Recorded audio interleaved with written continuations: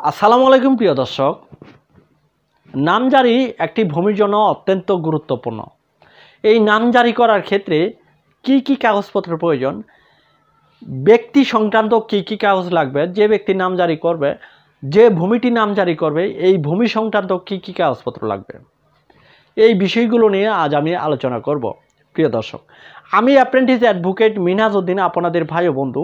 দেশ ও দেশের বাইরে যে যেখান থেকে যুক্ত আছেন আমার সাথে ইউটিউব অথবা ফেসবুকের মাধ্যমে, সকলকে মিনহাজ লিগ্যাল এইডের পক্ষ থেকে অভিনন্দন ও শুভেচ্ছা এবং সকলের সুস্বাস্থ্য কামনা করে শুরু করছি আজকের নতুন পর্বের নতুন টপিক আলোচনা।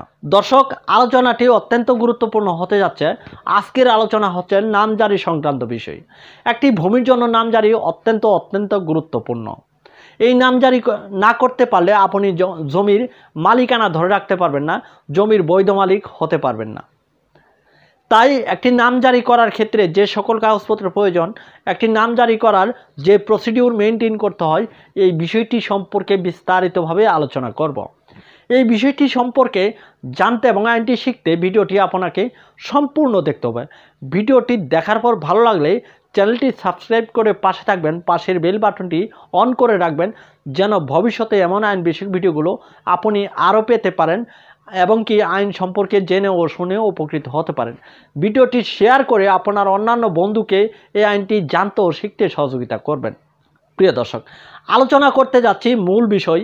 আলোচনা হচ্ছে একটি ভূমি নামজারি করার ক্ষেত্রে কি কি কাগজপত্রের প্রয়োজন হয়। নামজারি একটি ভূমির জন্য অত্যন্ত গুরুত্বপূর্ণ। একজন ব্যক্তি বিভিন্নভাবে জমির মালিকানা অর্জন করতে পারে। 1961 সালের মুসলিম পারিবারিক আইনের বিধান অনুযায়ী উত্তরাধিকার সূত্রে সম্পত্তির মালিকানা অর্জন করতে পারে। এরপর বিভিন্ন প্রকার দলিলের মাধ্যমে সম্পত্তির মালিকানা অর্জন করতে পারে। এরপর নিজ নামে রেকর্ড করে সম্পত্তির মালিকানা অর্জন করতে পারে।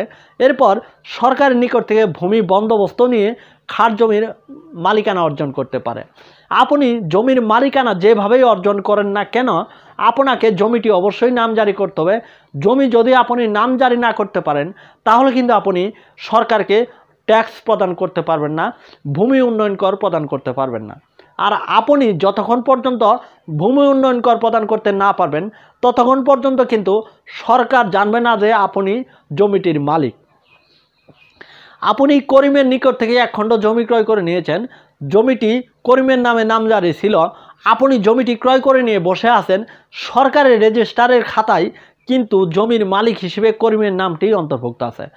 আপনি যখন জমিটি নিজ নামে নামজারি করবেন, তখন সরকারের রেজিস্টারে আপনার নামটি জমির মালিক হিসেবে অন্তর্ভুক্ত হবে। এর আগে কিন্তু আপনার নামটি সরকারের রেজিস্টারে জমির মালিক হিসেবে অন্তর্ভুক্ত হবে না। জমির মালিক হিসেবে সরকারের রেজিস্টারে নাম অন্তর্ভুক্ত করার দুটি মাত্র পদ্ধতি। একটি হচ্ছে সর্বশেষ রেকর্ডে আপনার নাম অন্তর্ভুক্ত করা, আরেকটি হচ্ছে সর্বশেষ রেকর্ড অনুযায়ী জমিটি আপনার নিজ নামে নামজারি করে নেওয়া। আপনি কোনো একজন ব্যক্তির নিকট থেকে এক খণ্ড জমি ক্রয় করে নিয়েছেন, আপনি যদি এই জমিটির নামজারি না করে নেন নিজ নামে, সে ব্যক্তি কিন্তু ওই জমিটি আবার অন্য কোনো ব্যক্তির নামে বিক্রি করতে পারবে। আপনার পিতা মৃত্যুবরণ করার পর আপনি এক খণ্ড জমির মালিক হয়েছেন, আপনি যদি এই জমিটির নামজারি না করে নেন, তাহলে কিন্তু আপনার ভাই পারবে আপনি যে দাগের জমিটি ভালো সেই দাগের জমিটি তার নিজ নামের সম্পূর্ণ অংশ নামজারি করে নিতে।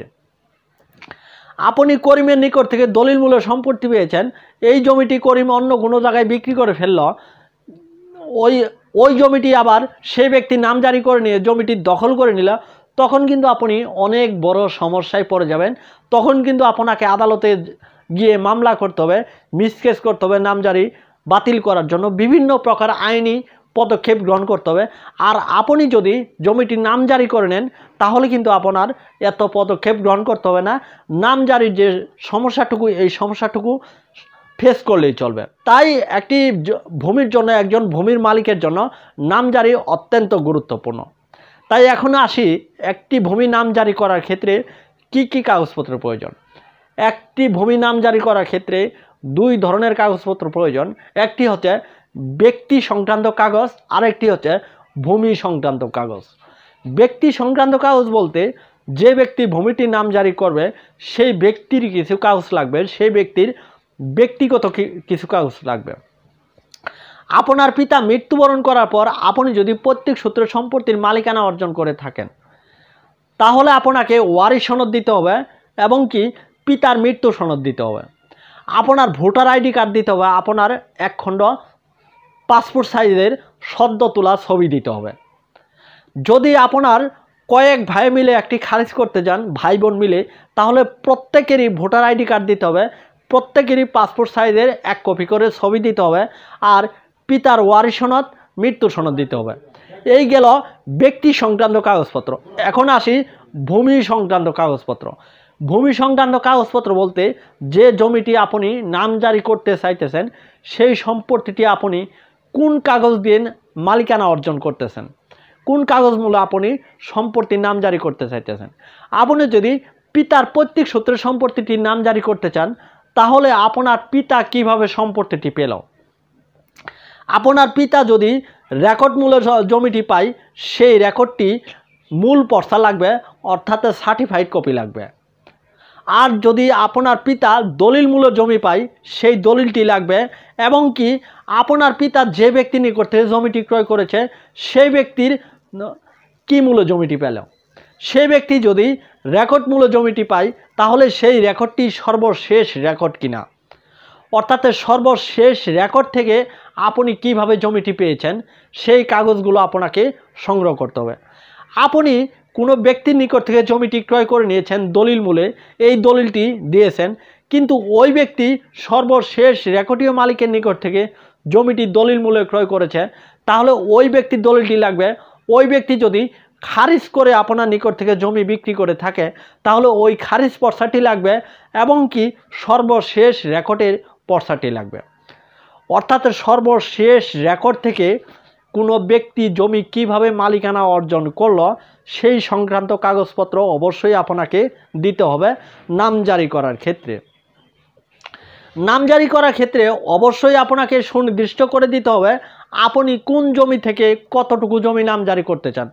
আপনি পিতার পৈতৃক সূত্রে সম্পত্তি নামজারি করতে চাইতেছেন, আপনার পিতা মৃত্যুবরণ করার পূর্বে 5 দাগে জমি রেখে গেছে, 5 ভাইকে রেখে গেছে, 5 দাগে 100% জমি রেখে গেছে।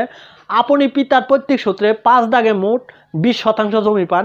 আপনি যদি এই 20% জমি 5 দাগের জমি যদি 3 দাগ থেকে নিতে চান, 2 দাগ থেকে নামজারি করতে চান, 1 দাগ থেকে নামজারি করতে চান, 4 দাগ থেকে নামজারি করতে চান, সেক্ষেত্রে বর্তমান আইন অনুযায়ী বাটোয়ারা দলিল লাগবে, বন্টননামা দলিল লাগবে। বন্টননামা দলিল ছাড়া কিন্তু আপনি 5 দাগের জমি 1 দাগ থেকে নামজারি করে নিতে পারবেন না। বন্টননামা দলিল থাকলেই আপনি 5 দাগের জমি 1 দাগ থেকে নামজারি করে নিতে পারবেন। আর পিতার পৈতৃক সূত্রে সম্পত্তি পেয়েছেন, এই সম্পত্তি যদি যে দাগে যতটুকু পেয়েছেন ততটুকুই যদি নামজারি করে নিতে যান সেক্ষেত্রে কিন্তু আপনাকে আপনার বন্টননামা দলিলের প্রয়োজন হবে না। সেক্ষেত্রে ওয়ারিশ সনদ এবং কি মৃত্যুর সনদ হলেই আপনি ভূমিটি নামজারি করে নিতে পারবেন। নামজারি করার জন্য আপনাকে কোথায় যেতে হবে? এই যে সংক্রান্ত কাগজপত্রের কথা বললাম, এই সংক্রান্ত কাগজপত্র নিয়ে নামজারি করার জন্য আপনাকে একটি কম্পিউটারের দোকানে যেতে হবে। কম্পিউটারের দোকানদারে বললে, যে দোকানদার নামজারির দরখাস্ত করে, এই দোকানদারে বললেই এই দোকানদার এই কাগজপত্রগুলো দিয়ে একটি দরখাস্ত করে দিবেন। এই দরখাস্ত অনুযায়ী কিন্তু আপনি পরবর্তীতে প্রসিডিউর মেইনটেইন করে নামজারি সম্পন্ন করে আসতে পারবেন। প্রিয় দর্শক, তাই আপনি যেভাবেই জমির মালিক হন না কেন, জমির মালিক হওয়ার সঙ্গে সঙ্গে জমিটি নামজারি করবেন। আর নামজারি করার ক্ষেত্রে এই সংক্রান্ত কাগজপত্র সংগ্রহ করে নিয়ে আপনি নামজারির জন্য দরখাস্ত করবেন। যদি কোনো একটি কাগজের ঘাটতি থাকে তাহলে দরখাস্ত করার পর আপনার দরখাস্তটি নামঞ্জুর হবে, পরবর্তীতে কিন্তু আপনাকে আরও বেশি ঝামেলায় পড়তে হবে। তাই এই সংক্রান্ত কাগজপত্র নিয়ে আপনি ভূমিটি নামজারির জন্য দরখাস্ত করবেন। প্রিয় দর্শক, আজকের এই পর্বটি এই পর্যন্তই ছিল। পরবর্তীতে দেখা করব নতুন কোনো পর্বের নতুন কোনো টপিক আলোচনা করার সময়। সেই পর্যন্ত ভালো থাকুন, সুস্থ থাকুন, সুন্দর থাকুন। ধন্যবাদ সবাইকে।